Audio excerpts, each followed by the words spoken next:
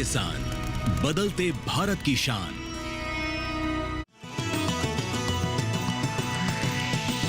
DD किसान, बदलते भारत की शान।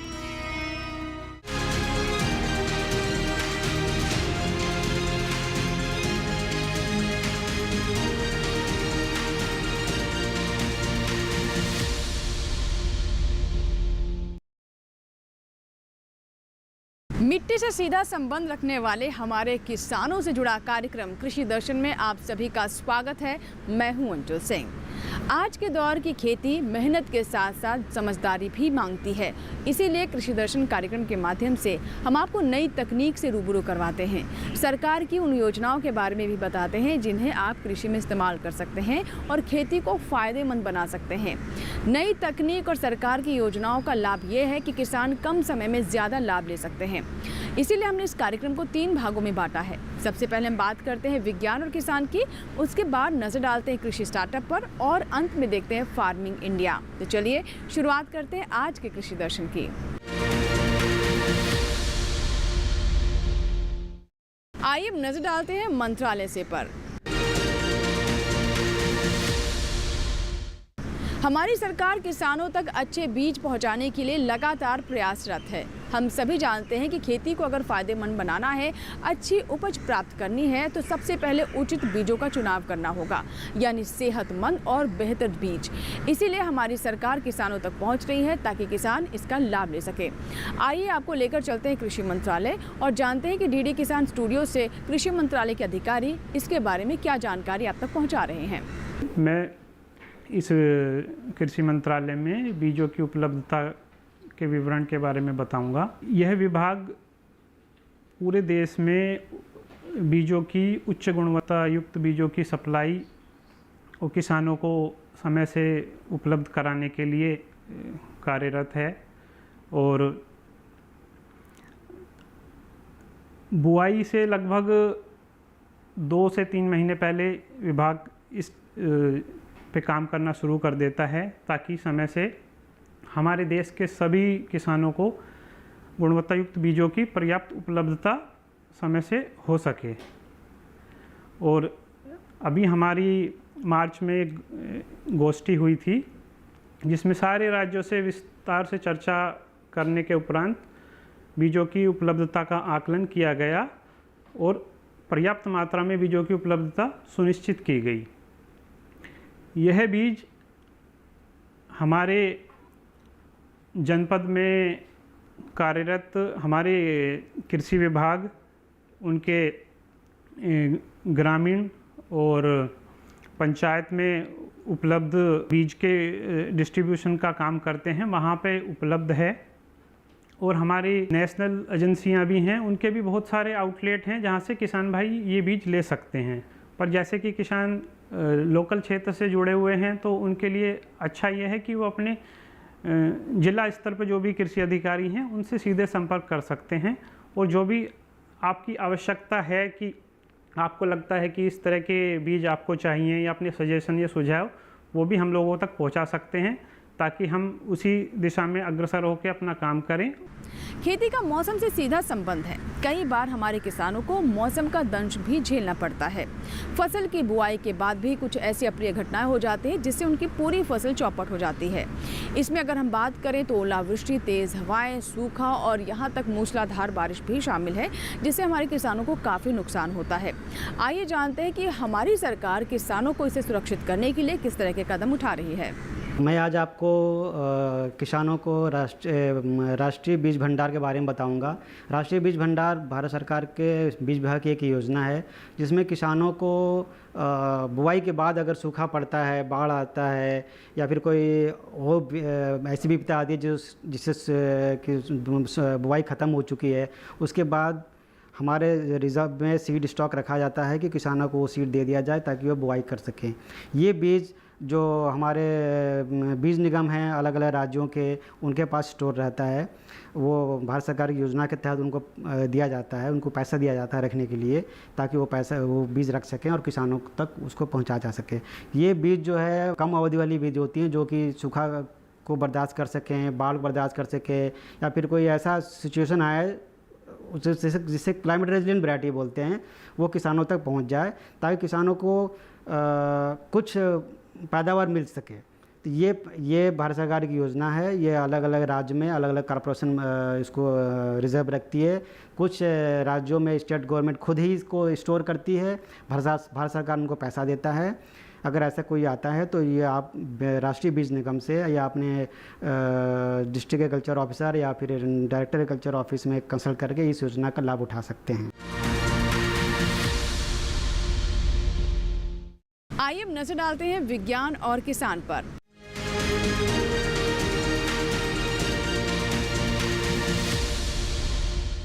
विज्ञान और किसान में आज हम बात करेंगे टमाटर के बारे में। हमारे किसानों को टमाटर की खेती से अच्छा लाभ होता है क्योंकि इसकी साल भर मांग भी बनी रहती है। टमाटर अपने पोषक तत्वों के लिए भी जाना जाता है। ऐसे में अगर हमारे किसान टमाटर की खेती में नई तकनीक और वैज्ञानिक विधि का इस्तेमाल करते हैं तो अच्छी उपज प्राप्त कर सकते हैं। आइए जानते हैं कि अगर आपको भी इस वक्त टमाटर की खेती करनी है तो कौन सी विशेष बातें हैं, देखते हैं विज्ञान और किसान में। हमारे देश में टमाटर की मांग साल भर बनी रहती है। प्रधानमंत्री इसे टॉप फसलों में शुमार कर चुके हैं और ये केंद्र सरकार की ओर से चलाई जाने वाली ऑपरेशन ग्रीन्स का भी हिस्सा है। ज्यादा मांग की वजह से ही इसकी खेती आर्थिक रूप से काफी सुरक्षित मानी जाती है, यानी टमाटर कमाई वाली फसल है। लेकिन ज्यादा धूप, तेज हवा, अत्यधिक बारिश, ओले या मौसम दूसरे हमले इस फसल को भारी नुकसान पहुंचा सकते हैं। इसके अलावा टमाटर में कीटों और बीमारियों का भी खतरा बना रहता है।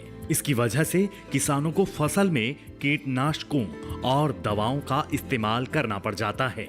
इससे न सिर्फ लागत बढ़ जाती है बल्कि गुणवत्ता पर भी असर पड़ता है, जो महंगी फसलों के लिए सुरक्षित वातावरण प्रदान करते हैं और उन्हें मौसम की मार से बचाता है। टमाटर की खेती के लिए हल्की बलुई या दोमट मिट्टी अच्छी मानी जाती है। पॉली हाउस के अंदर खेत तैयार करने में ज्यादा मशक्कत नहीं करनी पड़ती। पौधों को रस्सी से बांधकर सहारा देना चाहिए। बसंत और गर्मियों के दिनों में 4 से 6 दिनों के अंतराल पर सिंचाई करनी है। आम मौसम में हर 10 दिन पर पानी दे सकते हैं। वैसे बेहतर होगा कि पॉली हाउस में टपक सिंचाई का इंतजाम करें। इससे न सिर्फ पानी की बचत होगी बल्कि लागत भी कम आएगी। पॉली हाउस चूंकि बंद संरचना है, इसलिए बारिश होने पर जल भराव की समस्या नहीं आती। टमाटर में रोपाई के पहले 4 हफ्तों के दौरान निराई गुड़ाई की जरूरत होती है। पॉली हाउस में चूंकि वातावरण नियंत्रित होता है, इसलिए पैदावार भी खुले खेत के मुकाबले कहीं ज्यादा होती है। इसके अलावा आप साल भर टमाटर की फसल ले सकते हैं। कई विशेषज्ञों का मानना है कि पॉली हाउस सामान्य खेती के मुकाबले 4 गुना ज्यादा मुनाफा दिला सकता है।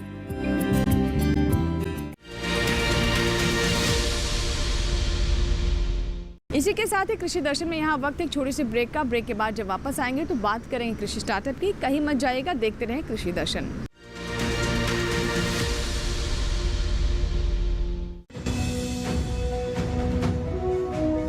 भारत सरकार का हर प्रयास किसानों को दे रहा है एक नई आस। देश के किसानों की खुशहाली और उन्हें आत्मनिर्भर बनाने के लिए भारत सरकार समर्पित है। प्रधानमंत्री श्री नरेंद्र मोदी जी के नेतृत्व में कृषि क्षेत्र में किए गए निरंतर प्रयासों के फलस्वरूप देश खाद्यान्न व बागवानी के क्षेत्र में आत्मनिर्भर हो चुका है और देश में दलहन का उत्पादन भी बढ़ा है। इसी तरह भारत सरकार ने खाद्य तेलों के उत्पादन को बढ़ाने के भी अनेक प्रयास किए हैं। इसी क्रम को आगे बढ़ाते हुए माननीय प्रधानमंत्री श्री नरेंद्र मोदी जी के नेतृत्व में भारत सरकार ने दूरदर्शी निर्णय लेते हुए राष्ट्रीय खाद्य तेल मिशन ऑयल पाम की शुरुआत की है। इस मिशन से देश भर के किसानों को बहुत लाभ मिलेगा। कृषि के पूंजी निवेश में वृद्धि होगी, खाद्य तेल आयात पर देश की निर्भरता कम होगी और रोजगार के नए अवसर पैदा होंगे। खाने के तेल में आत्मनिर्भरता के लिए अब राष्ट्रीय खाद्य तेल मिशन ऑयल पाम का संकल्प लिया गया है। इससे किसानों को तो सीधा लाभ होगा ही, गरीब और मध्यम वर्ग के परिवारों को सस्ता और अच्छी क्वालिटी का तेल भी मिलेगा। यही नहीं, ये मिशन बड़े स्तर पर रोजगार का निर्माण करेगा। इस मिशन के अंतर्गत ऑयल पाम का रकबा और पैदावार बढ़ाने पर जोर देने के लिए सरकार ने 11,000 करोड़ रुपए से अधिक की सहायता राशि निर्धारित की है। मिशन के तहत सरकार ने ऑयल पाम की खेती के लिए रोपण आदि की सहायता में बढ़ोतरी करते हुए पहले मिलने वाले 12,000 रुपए प्रति हेक्टेयर को बढ़ाकर 29,000 रुपए प्रति हेक्टेयर तक कर दिया है। ऑयल पाम के पुराने बागों के पुनरुद्धार के लिए 250 रुपए प्रति पौधा के हिसाब से विशेष सहायता दी जा रही है। पौधारोपण सामग्री की कमी दूर करने और बीजों की पैदावार करने वाले बागों को भी सहायता दी जाएगी। इसके तहत 15 हेक्टेयर ऑयल पाम उद्यान के लिए 80 लाख रुपए तक की सहायता राशि दी जाएगी। इसके अलावा नर्सरी विकास के लिए 40 लाख रुपए तक तय किए गए हैं। पूर्वोत्तर और अंडमान राज्यों के लिए विशेष सहायता का भी प्रावधान है। ऑयल पाम के किसान ताजे फलों के गुच्छे यानी FFB का उत्पादन करते हैं, जिनकी वर्तमान में कीमतें अंतर्राष्ट्रीय मूल्यों में उतार चढ़ाव के आधार पर तय होती हैं। पहली बार केंद्र सरकार ताजे फलों के गुच्छे की कीमत के लिए किसानों को आश्वासन दे रही है। ये व्यवहार्यता मूल्य यानी VP कहलाएगा, यानी किसानों को कोई घाटा नहीं होने दिया जाएगा। व्यवहार्यता मूल्य VP तय करने की शुरुआत 1 नवंबर से होगी और अगले वर्ष 31 अक्टूबर तक जारी रहेगी। इसे ऑयल पाम वर्ष कहा जाएगा। इस योजना के तहत वर्ष 2025-26 तक ऑयल पाम का रकबा 6.5 लाख हेक्टेयर सृजित करने और कच्चे ऑयल पाम की पैदावार वर्ष 2025-26 तक 11.20 लाख टन पहुंचाने का लक्ष्य निर्धारित किया गया है। सरकार के इस महत्वपूर्ण निर्णय से देश में ऑयल पाम की खेती करने वाले किसानों में विश्वास पैदा होगा और वे खेती का रकबा बढ़ाएंगे। इस तरह पाम ऑयल का उत्पादन भी बढ़ेगा, जिससे किसानों की आय बढ़ेगी और ग्रामीण अर्थव्यवस्था भी सुदृढ़ होगी।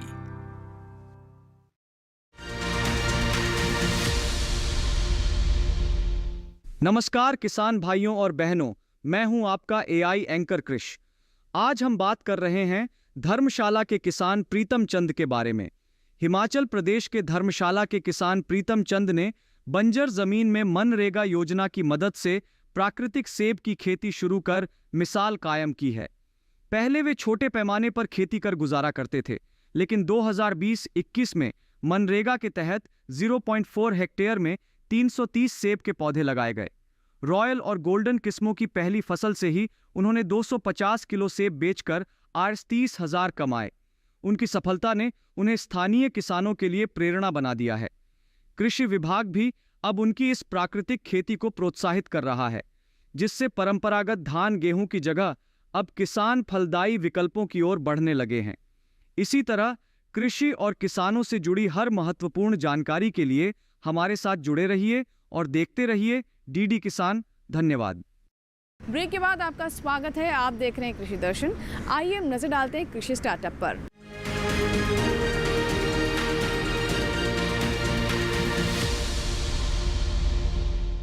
ये अब बीते ज़माने की बात हो गई है, जब हमारे किसान एक तरह की खेती सालों साल करते रहते थे। लेकिन अगर आपको उचित मुनाफा कमाना है तो नई तकनीक का और कुछ हटकर करने का मादा रखना होगा। ऐसे ही किसान बनते हैं सफल किसान। आइए बताते हैं आपको कि कृषि स्टार्टअप में आज हम किस किसान से आपकी मुलाकात करवाने जा रहे हैं और कैसे आप भी उनके जीवन से प्रेरणा ले सकते हैं।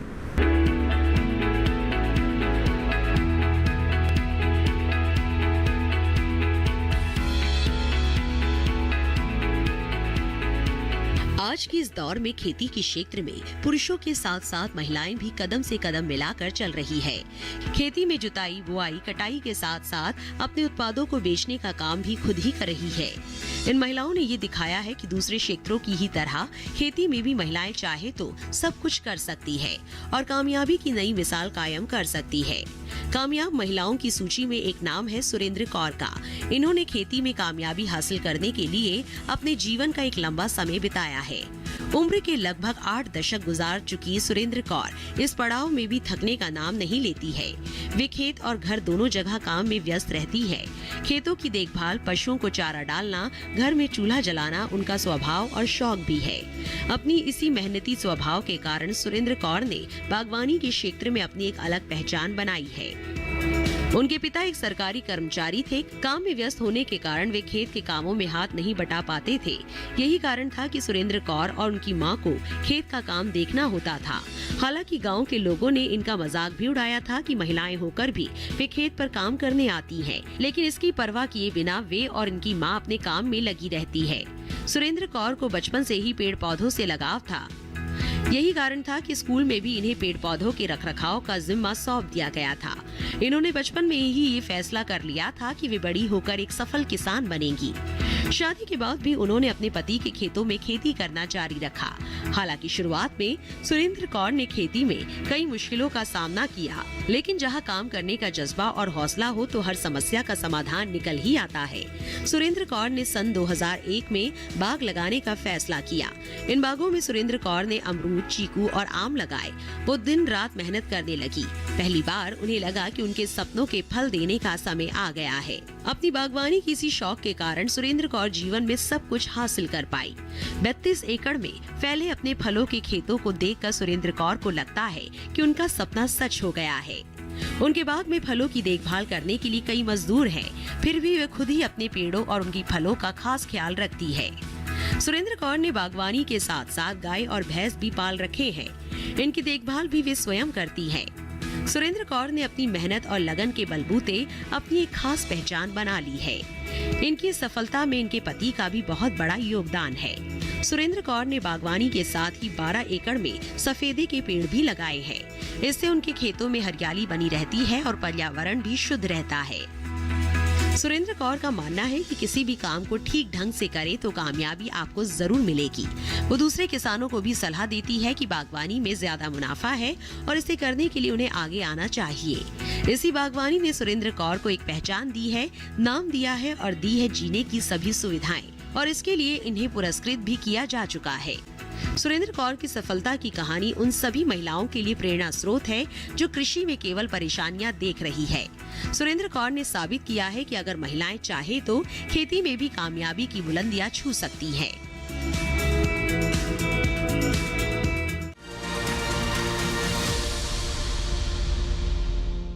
इसी के साथ ही कृषि दर्शन में यहाँ वक्त एक छोटे से ब्रेक का। ब्रेक के बाद जब वापस आएंगे तो बात करेंगे फार्मिंग इंडिया की। कहीं मत जाइएगा, देखते रहें कृषि दर्शन।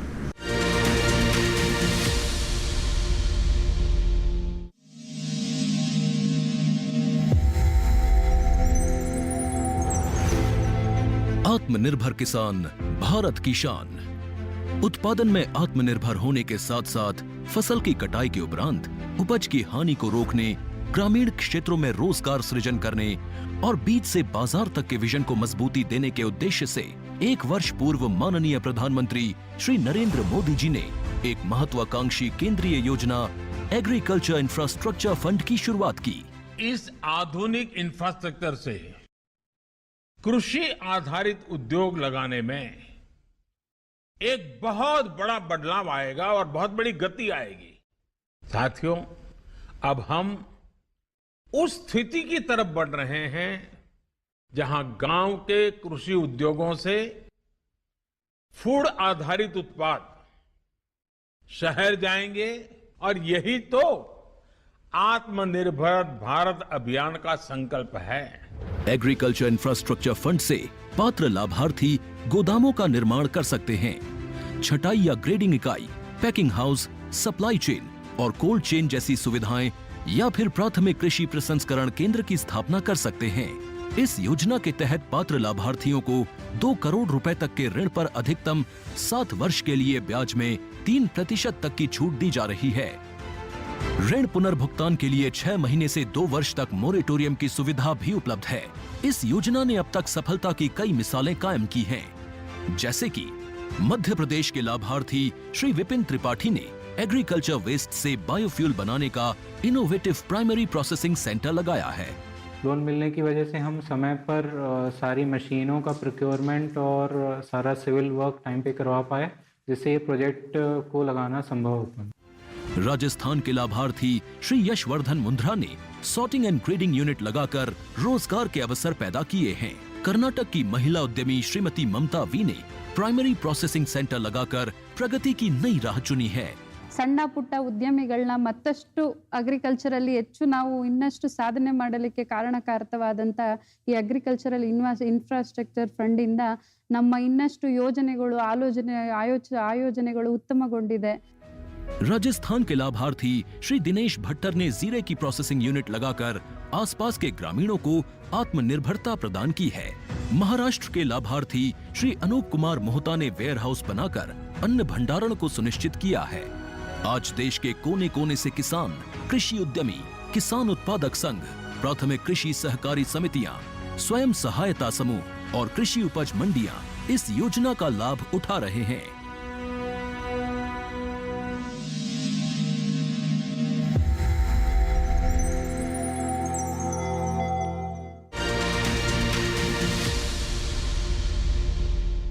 नमस्कार किसान भाइयों और बहनों, मैं हूं आपका एआई एंकर कृष। आज हम बात कर रहे हैं जुलाई के महीने में धान की खेती के बारे में। जुलाई का महीना धान की खेती के लिए बेहद महत्वपूर्ण होता है क्योंकि इस दौरान फसल तेजी से विकसित होती है और कीटों, रोगों व खरपतवारों के प्रति अत्यधिक संवेदनशील हो जाती है। विशेषज्ञों के अनुसार धान की सबसे बड़ी समस्याएं खरपतवार, जीवाणु पत्ती झुलसा रोग, भूरा फुदका कीट, बीपीएच और ब्लास्ट रोग हैं। खरपतवारों को हाथ या यंत्रों से निकालने के साथ साथ बिस्पायरी बैग जैसी दवाओं का छिड़काव असरदार होता है।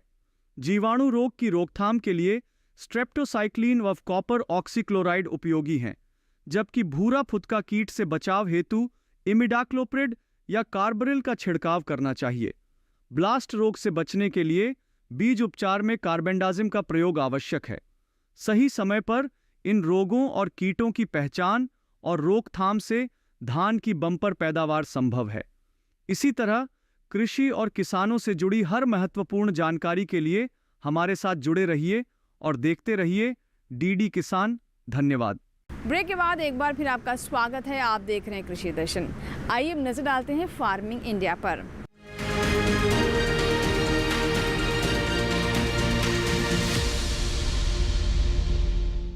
फार्मिंग इंडिया में आज हम आपको जानकारी देंगे प्रधानमंत्री मृदा स्वास्थ्य कार्ड के बारे में, जिसे हम सॉइल हेल्थ कार्ड के नाम से भी जानते हैं। हमारे किसान काफ़ी मेहनत करते हैं लेकिन उस तरह का परिणाम नहीं मिल पाता क्योंकि वो मिट्टी के पोषक तत्वों की पूरी जानकारी इकट्ठी नहीं कर पाते। इसी में मदद करता है मृदा स्वास्थ्य कार्ड, जिससे मिट्टी की जांच होती है और पोषक तत्वों की पूरी रिपोर्ट किसानों तक पहुंचती है और उसी के अनुरूप ही वो पोषक तत्वों की पूर्ति करते हैं। इससे कई फायदे हैं। एक तो ये कि मिट्टी की उपजाऊ शक्ति बढ़ती है और दूसरा ये कि अच्छी फसल भी प्राप्त होती है। आइए जानते हैं इसके बारे में विस्तार से।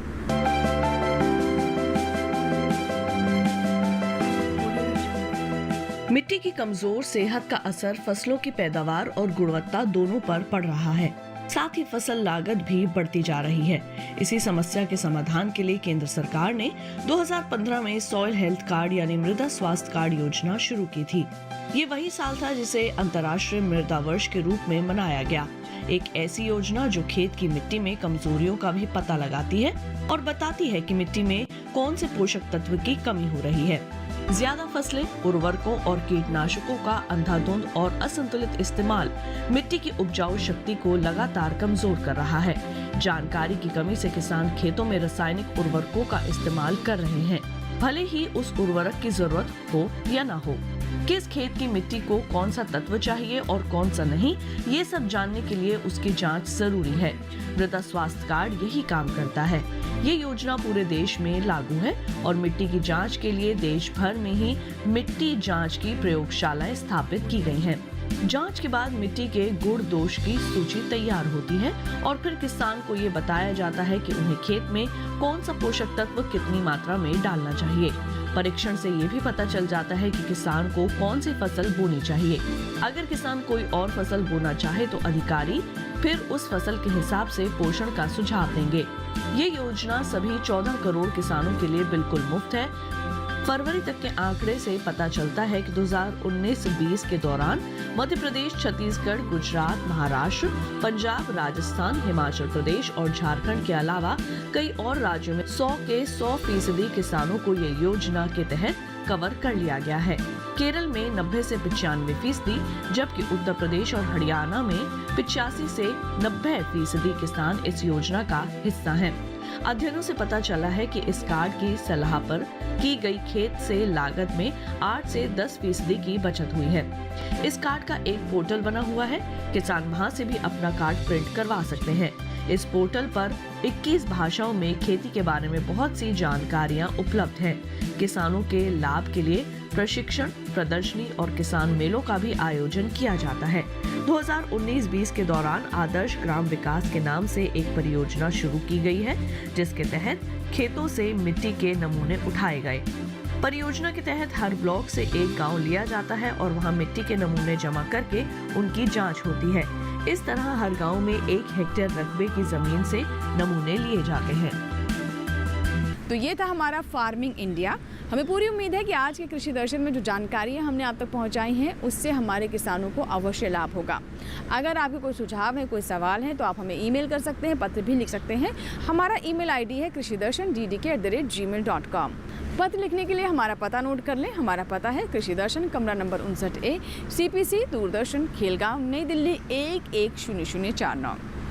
कृषि दर्शन आपका अपना कार्यक्रम है। आपके ईमेल्स और आपके पत्रों का हमें इंतजार रहता है। आपके सुझाव और सवाल हमें कार्यक्रम को और बेहतर करने में मदद भी करते हैं। चलते चलते आपको ये भी बता दें कि आप हमारा कार्यक्रम YouTube चैनल पर भी देख सकते हैं। इसके लिए करना बस आपको ये है कि टेलीविजन स्क्रीन पर दिखाए जा रहे इस QR कोड को स्कैन करें और YouTube पर भी देखें कृषि दर्शन। कृषि दर्शन के अगले अंक में कुछ और ऐसी महत्वपूर्ण जानकारियों के साथ फिर होगी आपसे मुलाकात। तब तक आप बने रहें दूरदर्शन किसान के साथ। नमस्कार।